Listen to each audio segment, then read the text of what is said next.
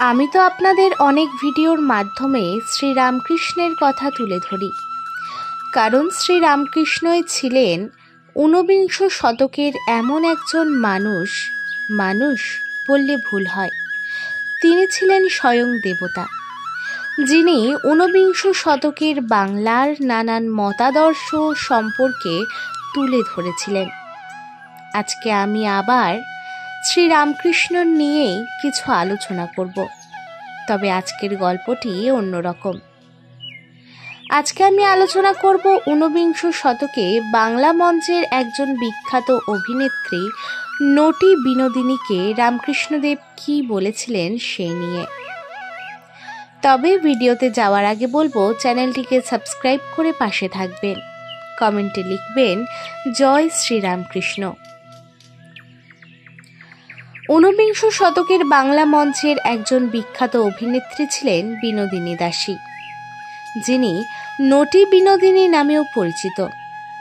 তার 12 বছরের স্বল্প অভিনয় জীবনের মধ্যেই তিনি মঞ্চাভিনয়ে বিপুল সাফল্য অর্জন করেছিলেন। বিনোদিনী মহিলাদের অভিনয়কে বাঙালি দর্শকদের কাছে গ্রহণযোগ্য করতে ঐতিহাসিক ভূমিকা পালন করেন। তবে নটি বিনোদিনীর জীবনে ঠাকুর শ্রী রামকৃষ্ণ পরমহংসদেব কিভাবে প্রভাব ফেলেছিল, আজ আমরা সেই নিয়ে কথা বলবো। নটি বিনোদিনী ছিলেন একজন অসাধারণ অভিনেত্রী, যিনি থিয়েটার ছাড়া নিজের অস্তিত্ব পরিকল্পনা করতে পারতেন না। তেমনি একদিন কলকাতা স্টার থিয়েটারে নটি বিনোদিনী চৈতন্য লীলা নাটকটি করেছিলেন এবং তখনই চৈতন্য সেজেছিলেন নটি বিনোদিনী। সেই নাটকটি দেখতে এসেছিলেন স্বয়ং শ্রী রামকৃষ্ণ পরমহংসদেব। তার আগে থিয়েটার দেখতে যাওয়ার পরিকল্পনা করার সময় শ্রী রামকৃষ্ণ পরমহংসদেবের সামনে বসে থাকা ভক্তমণ্ডলীর সকলেই যে ঠাকুরের সেই ইচ্ছেকে সেদিন মেনে নিতে পারছিলেন না তা নয়। মহেন্দ্রনাথ গুপ্ত তথা তার শ্রী রামকৃষ্ণ কথামৃত থেকে লিখেছিলেন, ঠাকুর সেদিন হাসছিলেন। কেউ কেউ বলছিলেন বেশ্যারা অভিনয় করে, চৈতন্যদেব নিতাই এইসব অভিনয় তারাই করে। উত্তরে রামকৃষ্ণ সেদিন বলেছিলেন, আমি তাদের মা আনন্দময়ী দেখব, তারা চৈতন্যদেব সেজেছে তাহলেই বা। শোলার আতা দেখলে সত্যকার আতার উদ্দীপন হয়। তবে বিনোদিনী তার আত্মজীবনীতে লিখেছিলেন যে চৈতন্যলীলা অভিনয় শুধু একটি অভিনয় নয়, সেটি তার জীবনে পাওয়া সব থেকে বড় উপহার। কারণ রামকৃষ্ণ পরমহংসদেবের কাছ থেকে দয়া পেয়েছিলেন সেই সময় বিনোদিনী। সেদিন চৈতন্যলীলা নাটক দেখে শ্রী রামকৃষ্ণদেব এতই মুগ্ধ হয়েছিলেন যে হরি গুরু গুরু হরি বলে নেচে উঠেছিলেন। তারপরে নাটক দেখা শেষ হলে বিনোদিনীর মাথায় হাত রেখে বলেছিলেন, মা, তোমার চৈতন্য হোক। সেদিনই শ্রী রামকৃষ্ণ পরমহংসদেবের কৃপা লাভ করেছিলেন বিনোদিনী।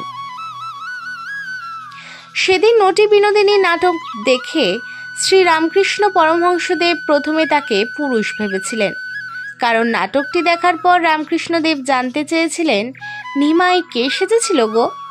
তখন রামকৃষ্ণ জানতে পারে বিনোদিনীর কথা। তিনি তারপরে বিনোদিনীকে বলেছিলেন, মেয়ে, খুব ঠকিয়েছিস।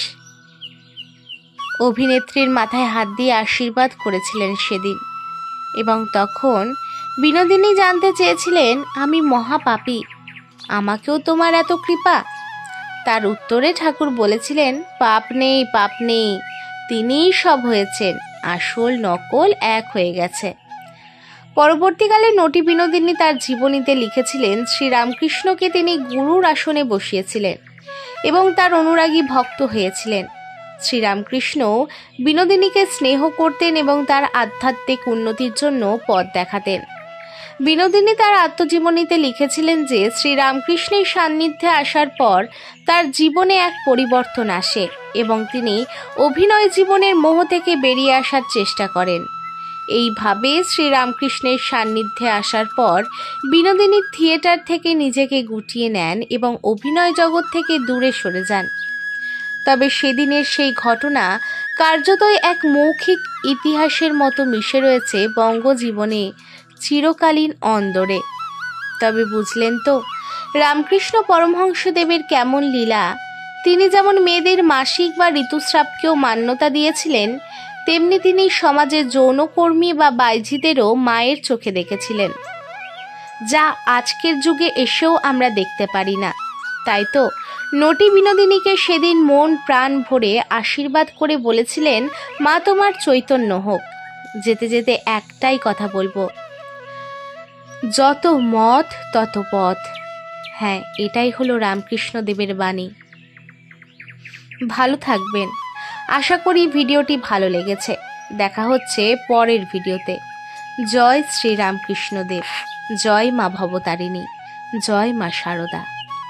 সকলে ভালো থাকবেন।